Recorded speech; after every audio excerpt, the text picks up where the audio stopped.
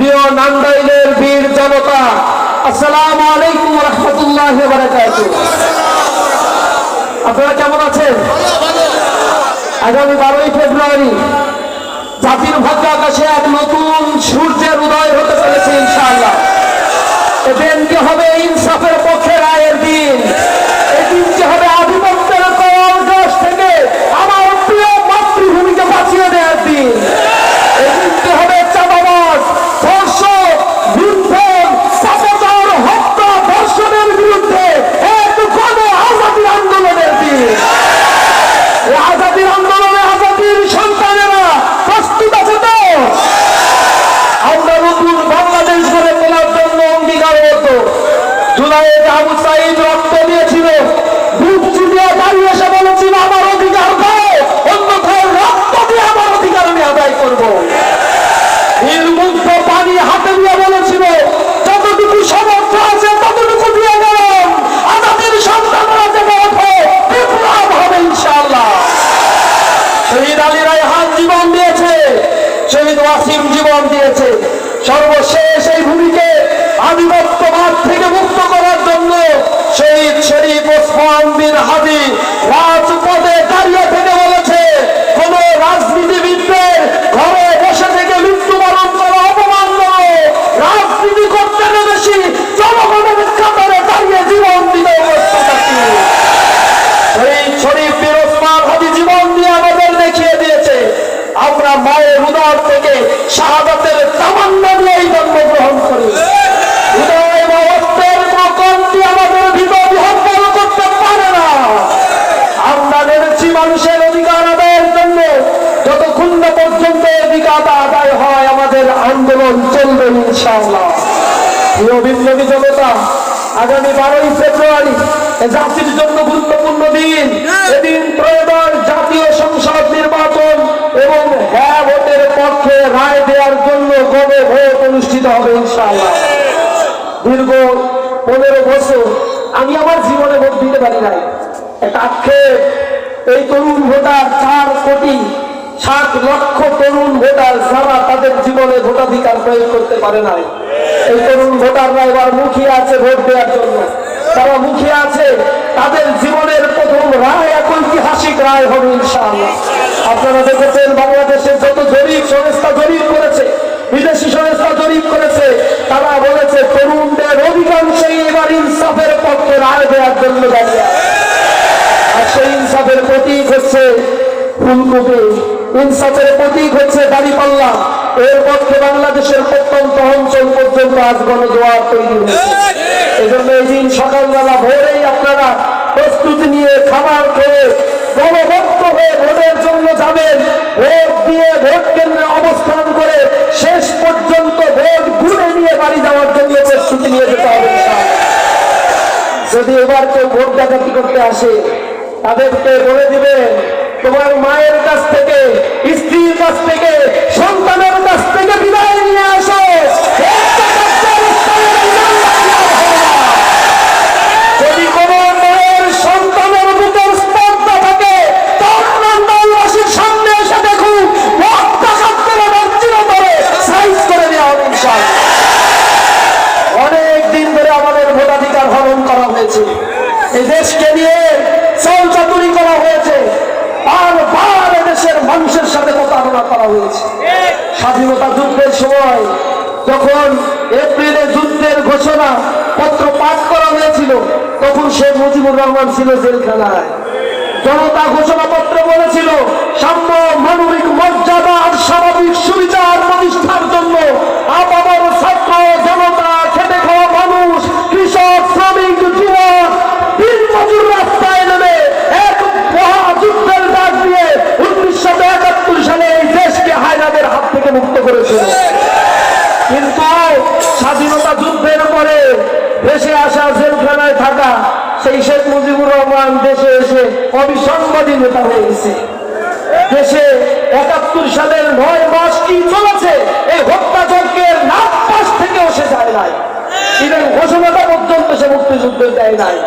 কিন্তু এসে মহানেতা জনগণটাকে মাথায় উঠিয়ে রেখেছে। ৭২ পরবর্তী সব দলগুলোকে নিষিদ্ধ করে, সংবাদ মাধ্যম সব নিষিদ্ধ করে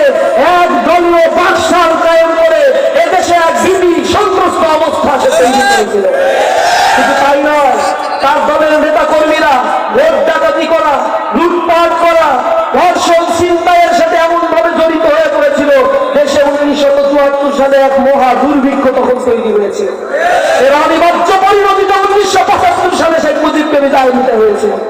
দেশ ভেবেছিল এবার গণতান্ত্রিক ধারায় ফিরবে, কিন্তু এক স্বৈরাচারের কবলে 10 বছর পরে জাতি তার অধিকার থেকে বঞ্চিত হয়েছে। স্বৈরাচার বিরোধী আন্দোলনে কাঁধে কাঁধ মিলিয়ে দেশের জনতা দেখিয়ে দিয়েছে কিভাবে স্বৈরাচারের পতন ঘটাতে হয়। কিন্তু স্বৈরাচারের পতনের পরে এমন একদল আবার আসলো যারা ঠিক সেই কাজেরই পুনরাবৃত্তি করা শুরু করলো। আবার সেই দেশকে বারবার দুর্নীতিতে চ্যাম্পিয়ন বানালো, মানুষের অধিকার নষ্ট করলো, আয়নাঘর তৈরি করলো, গুম খুন করলো, মানুষকে তার অধিকার থেকে বঞ্চিত করে পুকুর দখল করলো, রাস্তাঘাট ঘের বাড়ি তৈরি করতে গেলে চাঁদা দেওয়া লাগে, মানুষের জীবন এক অতিষ্ঠ পাপাচারের মধ্যে তারা লিপ্ত করে দিল। তখন ছাত্ররা আন্দোলনের জন্য ডাক দিয়েছিল আমাদের অধিকার চাই। কেন কোটা ব্যবস্থার মাধ্যমে আওয়ামী লীগ পুনর্বাসন করা হবে? কেন ভোটার 56% সরকারি চাকরিতে শুধুমাত্র এখানে মুক্তিযোদ্ধা কোটা থাকবে? মুক্তিযুদ্ধ শেষ হয়ে গিয়েছে, এখন মেধার ভিত্তিতে আমার অধিকার দাও। 40 লক্ষ বাংলাদেশে বেকার, অনার্স মাস্টার্স পাস করার পর আমি চাকরি পাই না, বেকারত্বের অভিশাপ নিয়ে মা বাবার কাছে লজ্জায় দাঁড়াতে পারি না, আমার অধিকার দাও। রাস্তায় ছাত্ররা দাঁড়িয়ে গেল, তাদের হত্যা করা হলো, গুম করা হলো, গ্রেফতার করা হলো, তাও তারা দমিত হয় নাই। এরপরে জনতা দেখলো এখনই মুখ্যম সময়, এর বিরুদ্ধে অবস্থান না নিলে দেশটাকে তারা দেউলিয়া করে ছাড়বে, জাহান্নামে যাবে। ওই জুলাই বিপ্লবে মাত্র 250 ছাত্র জীবন দিয়েছে, 1400 মানুষ মারা গেছে, 1200 মানুষ মারা গিয়েছে যারা দিনমজুর, ছোট্ট বিয়াগো, ছোট্ট শিশু, কুলি মজুর, খেটে খাওয়া মানুষ তারা জীবন দিয়েছে। এই জুলাই বিপ্লব কারো একার বাবার সম্পত্তি নয়, এই জুলাই বিপ্লব এদেশের 18 কোটি মানুষের বিপ্লব। বিপ্লব পরবর্তী জনতা ভেবেছিল একটা রাজনৈতিক পরিবর্তন আসবে, কিন্তু তা আসে নাই। অনলাইনে বসে একটা দলের প্রধান গুপ্ত বাহিনীর মতো অনলাইনে দল চালানো শুরু করেছে। তার দলের নেতা কর্মী 16 বছর অবুদ্ধ থেকে জালিম মজলুম ছিল, মজলুম থেকে জালিমে পরিণত হয়েছে। আওয়ামী লীগ পালিয়ে গিয়েছে, প্রত্যেকটা জায়গা তারা দখল করেছে, রাস্তাঘাট ঘের বাড়ি টোল আদায়ের জায়গা মানুষকে অতিষ্ঠ করে যাচ্ছে। একটা শ্রমিক কষ্ট করে মুড়ি বিক্রি করে 200-300 টাকা ইনকাম করে, তার কাছ থেকে 100 টাকা এই এতিমের সন্তানগুলো লাগে। কতটা খারাপ হতে পারে এই দলের মানুষগুলো। আমরা তাদের বারবার বলেছি লাইনে আসো, জনগণ কিন্তু তোমাদের এভাবে এগুলো পছন্দ করে না, আসো সবাই মিলে ইনসাফের ঐক্যবদ্ধ বাংলাদেশ করি। তা আমাদের কথা শুনে নাই, আমাদের বলে রাজাকার। আমরা বলছি আমরা রাজাকার হয়ে গেলাম, এতদিন একসাথে ছিলাম এখন রাজাকার? বলছে হ্যাঁ তোমরা রাজাকার, কারণ আমাদের চুরি করতে দেবে না, তোমরা রাজাকার। আমরা বলছি মানুষ হত্যা করো কেন? তোমার দলের লোক হোক, তাও তুমি বাদল মানে কেন হত্যা করবো তাদের জন্য? বলে তোমরা হচ্ছে স্বাধীনতা বিরোধী, তোমরা গুপ্ত। আশ্চর্য, তোমরা নিজেদের লোককে পাথর মেরে ফেলবা, আমরা কিছু বললে আমরা গুপ্ত? বলে হ্যাঁ তোমরা গুপ্ত, তোমরা রাজাকার, তোমরা আলবত আশ্বাস। আমরা বলতাম ভাত খাইনি রে, কোনো কিছু বলাই যাবে না তোমাদের? বলবে না, এখন আমরা নির্বাচন চাই, নির্বাচন দিলেই 280 সিট নিয়ে হাতে সাথে সংসদ দখল করবো, আর এরপরে যা ইচ্ছা তাই করবো। আমরা বলছি এই দেশ এখন আর সস্তা মামু বাড়ির আবদার না, শিয়ালের কাছে এখন আর মুরগি বর্গা মানুষ দিবে না। আমাদের চরিত্র 10 বছর মানুষ দেখে ফেলছে। এখন পর্যন্ত জুলাইয়ের পরে 73 জন মা বোনকে তারা ধর্ষণ করেছে। 3-4 দিন আগে তারা মিরেশ্বরায় 7ম শ্রেণীর একজন বোনকে গণধর্ষণ করেছে। লজ্জিত এ বাংলাদেশ, এই জালেমদের হাতে এই বাংলাদেশ আর নিরাপদ নয়। 1 ইঞ্চি মাটিকে তারা ধ্বংস করে ছাড়বে। এদের বিরুদ্ধে আমরা কথা বলছি, আমরা বলেছি আমরা ইনসাফের বাংলাদেশ চাই। তারা বলেছে আমরা দুর্নীতিমুক্ত বাংলাদেশ করব। আমরা বলছি তোমাদের ব্যাক রেকর্ড কি? তোমরা দুর্নীতিমুক্ত বাংলাদেশ করবা, অথচ 43 জন ঋণ খেলাপিকে মনোনয়ন দিছ, যারা ব্যাংক লুট করে 26,000 কোটি টাকা আওয়ামী আমলে তাদের সাথে মিলেমিশে লুটপাট করছে, তাদেরকে নমিনেশন দিয়ে বলতো তোমরা দুর্নীতিমুক্ত করবা। শয়তানও এটা বিশ্বাস করবে। এরপরে তারা বলে যে আমরা কৃষকদের কৃষি কার্ড দিব, আমরা বলছি তোমরা তো 2001 সালে বলছিলা তোমরা কৃষকদেরকে তাদের 5,000 টাকা ঋণ সহ মওকুফ করে দিবা, কই দিলা না তো। এখন আবার বলতেছো 10,000 টাকা ঋণ সহ মওকুফ করে দেবা। বেঈমানিরা জায়গা পাও না, মুনাফিকরা জায়গা পাও না। বলে আমরা বেকারদের ভাতা দেব। আমরা বলছি 2001 সালে বলছিলা বেকারদেরকে ভাতা দেবা, কই ভাতা তো দেও নাই। এখন আবার বেঈমানি শুরু করছো। বলছিল স্বাস্থ্য বীমা করে দিব 2001 সালে, কই কোথায় দিছো স্বাস্থ্য বীমা। আমরা বলেছি তোমরা তো পরপর 3 বার দুর্নীতিতে চ্যাম্পিয়ন হয়েছো। বলে তাইলে আমাদের সাথে তোমরা ছিলা কেন তখন। আমরা বলছি 3টা মন্ত্রণালয় আমরা চালাইছি, 1 পয়সার দুর্নীতিও তো পাও নাই। বলছে তখন পদত্যাগ করো নাই কেন। আমরা বলছি ওই সকলের দৃষ্টি থেকে অন্তত 3টা মন্ত্রণালয় তো হেফাজত করা দুর্নীতিকে বাংলাদেশের 3 বার পৃথিবীর মুখে চ্যাম্পিয়ন হয়েছে। আর সেই সময়ে জামাত ইসলামী 3 জন মন্ত্রী 100 পরিমাণ টাকার দুর্নীতি করে নাই। চিন্তা করতে পারেন। আবার তারা বলে বাংলাদেশকে দুর্নীতি মুক্ত করবে, বাংলাদেশকে সন্ত্রাস মুক্ত করবে, বলে চাঁদাবাজ মুক্ত করবে।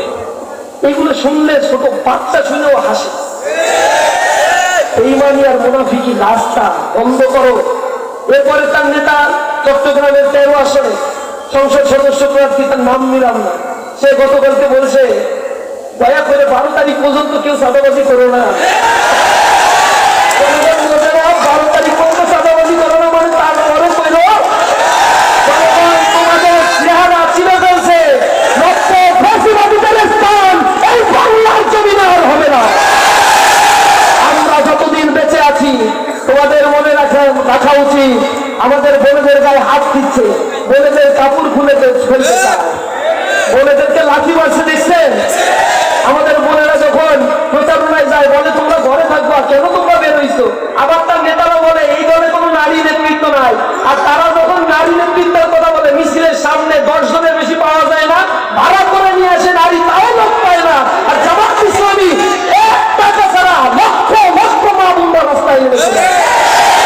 এটা দেখে তাদের মাথা খারাপ হয়ে গেছে, গায়ে হাত দিচ্ছে। আমরা বলছি ভীতু কাপুরুষের মতো ছাত্র শিবিরের সাথে পারিস না, এখন আমার বোনেদের গায়ে হাত দিস। তোরা জেনে রাখ আমরা লক্ষণ সেনের বংশধর নয়, আমরা শহীদ কুতুবুল্লাহর বংশধর। হুঁশিয়ার উচ্চারণ করে দিচ্ছি, বাংলাদেশে জনগণ এখন আর বোঝা নাই, তাদেরকে বিক্রি করে খাওয়ার দিন শেষ। জামাত ইসলামী তার মানবিক ইশতেহার ঘোষণা করেছে। জামাত ইসলামী বলছে যদি ক্ষমতায় যেতে পারে তাহলে এই দেশে জনগণের কাছে জবাবদিহিমূলক একটা সরকার হবে। আমরা সরকারের দেশের মালিক হব না, আমরা হব দেশের জনগণের খাবে। ট্যাক্স ফ্রি কোন ধরনের সুযোগ সুবিধা কোন এমপি বা মন্ত্রী জামাত ইসলামের গ্রহণ করবে না। আপনারা দেখেছেন ঢাকা বিশ্ববিদ্যালয় ইসলামী ছাত্র শিবির যখন কাজ করেছে 4 মাস, তারা বলেছিল আমাদেরকে নির্বাচিত হওয়ার আগে তোমরা যদি নির্বাচিত হও তাহলে মেয়েদের ঘর থেকে বেরোতে দিবা না, বোরকা পড়বে, বোরকা ছাড়া বেরোতে দিবা না, খবরদার তোমরা ভোট দিও না। আমাদের বোনেরা সংঘবদ্ধ হয়ে ভোট দিচ্ছে। ছাত্র শিবির বিজয় অর্জন করার পরে 4 মাস পরে এসে বোনেরা নিরাপদে বলতে পারে ক্যাম্পাসে আমাদের দিকে চোখ উঁচু করে কেউ তাকায়। আগামীর বাংলাদেশের জামাত ইসলামী ক্ষমতায় আসে, একজন নারী বাংলাদেশের টেকনাফ থেকে তুলিয়া হেঁটে যাবে, আল্লাহর ভয় ছাড়া তার অন্তরে আর কারো ভয় থাকবে না। কোন দুষ্কৃতকারী আমার মায়ের দিকে আমার বোনের দিকে চোখ তুলে তাকালে তার চোখ উপড়ে ফেলা হবে। এমন নিয়তের বাংলাদেশ আমরা করে দিব। ডাকসু ডাকসু ডাকসু ডাকসু আপনাদের সন্তানরা নতুন বন্দোবস্তের পক্ষে ভোট দিয়েছে, পচা বন্দোবস্ত চুপ ফেলে দিয়েছে। আপনারা কি রাজি আছেন নতুন বন্দোবস্ত ফুলকপির জন্য জেগে ওঠে? এজন্য আমরা ক্যাম্পাসে বলেছি প্রশাসন আমাদের সহযোগিতা করে না, আমরা এর ওর কাছ থেকে টাকা চেয়ে নিয়েছে। প্রতি মাসে ডাকসু ডাকসু ডাকসু ডাকসুতে সংবাদ সম্মেলন করে মানুষের কাছে আমরা উপস্থাপন করছি, দেখেন আমাদের এত টাকা আয় এত টাকা ব্যয়। কোন একজন ব্যক্তি যদি বলতে পারে 100 টাকার দুর্নীতি আমরা করেছি, হাজির করে আমরা আমাদের দায়িত্ব ছেড়ে চলে যাব। আমাদের ডাকসুর নেতারা নির্বাচিত হওয়ার পরে তাদের গাড়িও হয় নাই, বাড়িও হয় নাই, নতুন কাপড়ও বদলায় নাই, কিছুই হয় নাই। এটাই বাংলাদেশের চিত্র যা আমরা ক্যাম্পাসগুলোতে দেখিয়েছি। জামাত ইসলামী ক্ষমতায় আসলে জনগণের কাছে এমপি মন্ত্রীরা সব হিজড়া পাই টু পাই দিতে বাধ্য হবে। সেটা ডাক্তার বাস্তবায়ন করে ছাড়বেন ইনশাআল্লাহ। তিনি সে ওয়াদা দিয়েছেন। আপনারা ফুলকপি মার্কায় চাঁদ ভাইকে চিনেন, আপনাদেরই সন্তান, জন্ম থেকে তাকে চিনেন। কিভাবে তিনি বড় হয়েছেন, কিভাবে মানুষের কাছে অদা করেছেন। একটা দলের প্রধান হওয়ার পরে তার কাছ থেকে একজন ব্যক্তি একটু পরিমাণ ক্ষতির সম্মুখীন হয়েছে, তার কথা বলতে পারবেন। এমন মানুষদেরকে জাতির জন্য খুবই প্রয়োজন। আজকে বোনদের কাছ থেকে টাকা দিয়ে ভোট কিনতে চাচ্ছে না। বিশ্ববিদ্যালয়ে কি করছে জানে, 3000 টাকা করে দিছে, বোনদেরকে একটা শাড়ি দিছে, পাঞ্জাবি দিছে। আমাদেরকে বলে কি করবো, আরো বলছি নাও, কারণ এই যে টাকা দিচ্ছে এগুলো সাদাবাজির টাকা। এই গুলিস্তান অঞ্চলে সাদা পাইয়া যে টাকা তার একদিনের খরচ তোমাদের দিচ্ছে, তোমরা যদি তারে জিতাও তাহলে ওই যে এক বছরের 365 দিনে 365 গুণ টাকা উসুল করে ছাড়বে তারা। সুতরাং যে টাকা দিচ্ছে ওইটা নাও, এটা তোমার জন্য জায়েজ, ওইটা হালাল, সমস্যা নাই, কিন্তু ভোট দেওয়ার সময় জায়গা মতো দিয়ে দিবা। এই ভুল করিও না। কোরআনের উপরে হাত দিয়ে কেউ দর্শন করতে বললে দর্শন জায়েজ হয় না। সুতরাং কেউ টাকা দিয়ে যদি ভোট বিক্রি করে বলেন, সেটাও আপনার জন্য জায়েজ হবে না, হারাম হবে। সুতরাং টাকা দিলে টাকা দিবে, ওগুলো চাঁদাবাজির টাকা, ওর টাকা না, ও টাকা ও উসুল করে ছাড়বে। ওর নাম জিএমপি, ও দল করেই খাওয়ার জন্য, খাওয়ার জন্য।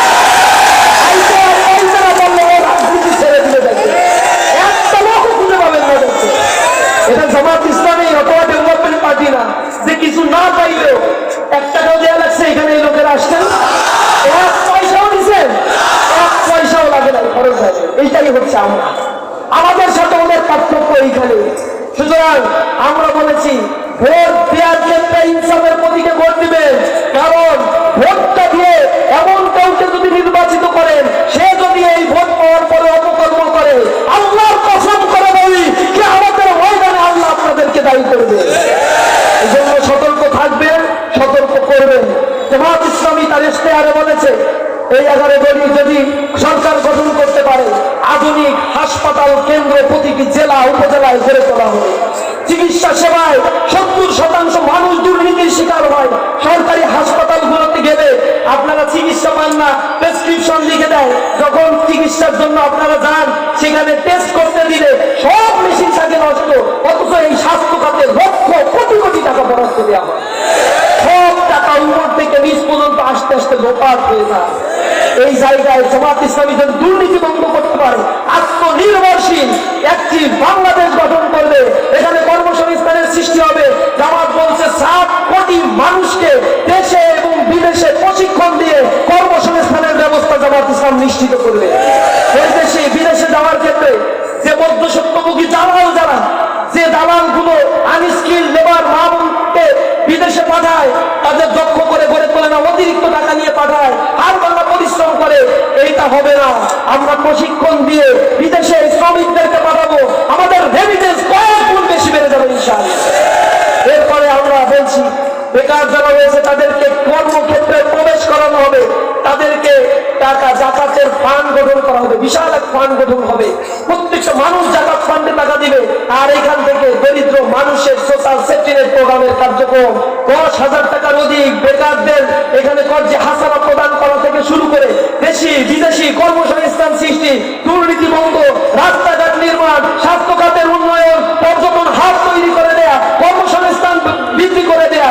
সামগ্রিকভাবে আমরা এই বাংলাদেশকে যেভাবে গড়ে তুলতে প্রয়োজন, সেই এক ইনসাফ আর মানবিক বাংলাদেশের একটি রূপরেখা জামাত ইসলামী ইতিমধ্যেই দিয়েছে।